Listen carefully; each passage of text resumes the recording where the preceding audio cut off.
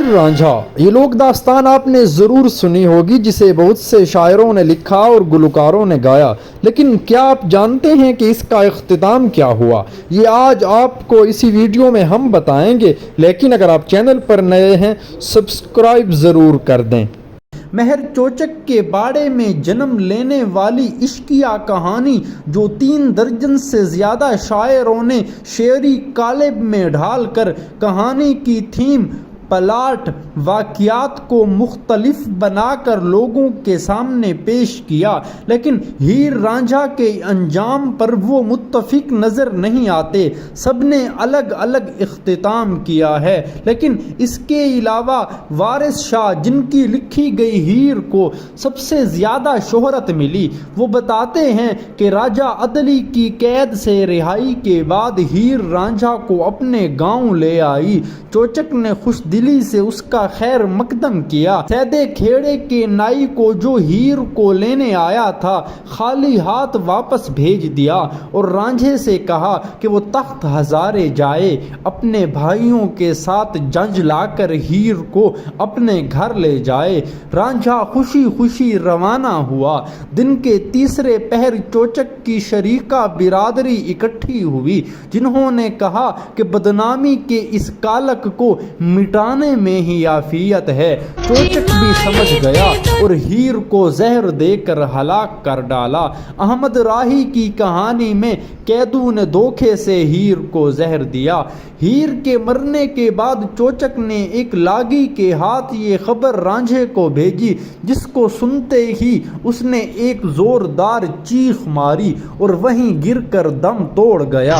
अहमदी कवि और हाफिज मुकबल का कहना है कि कैद से रिहाई के बाद दोनों हज करने चले गए। झंग के एक साबिक डीसी रिसर्चर ने कहा था कि एक बलोची ने बताया वो हज करने जा रहा था कि जहाज तूफान की नज़र हो गया। वो एक तख्ते के सहारे साहिल पर पहुंचा।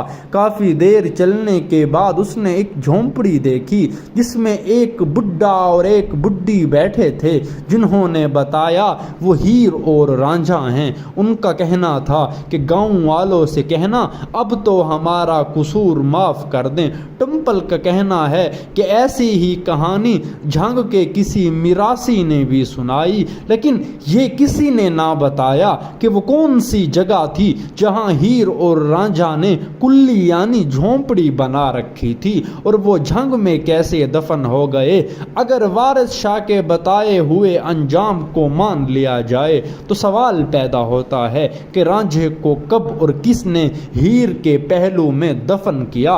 लेकिन दास्ताने हीर रांझा को पाक व हिंद के मुतअद्दिद गुलकारों ने गाया, जिनमें से चंद एक अहम नाम यही हैं: आलम लुहार, तुफैल नियाजी, इनायत हुसैन भट्टी, आबेदा परवीन, गुलाम अली व दीगर। लेकिन नाजरीन, हीर रांझा नाम की इंडिया और पाकिस्तान में कई फिल्में बन चुकी हैं। पंजाब में 3 सदियों तक इसको शादी ब्याह, मेलों ठेलों और दीगर मौक़ों पर गाया और सुना जाता है।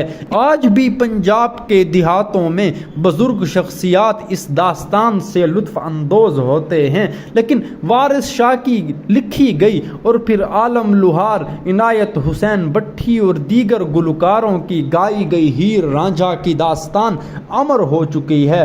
दूसरी जानिब कैदू, जो खुददार था, जिसने कभी भी अपनी इज्जत पर समझौता नहीं किया, वो आज भी इस मामले में कहाँ ठहरा है? जी हाँ, वो वहाँ ठहरा है कि उसे मोहब्बत का दुश्मन समझा जाता है, लेकिन अपनी इज्जत बचाने के लिए ही उसने ये काम किया था। आपकी इस बारे में क्या राय है? कमेंट सेक्शन में बताएं।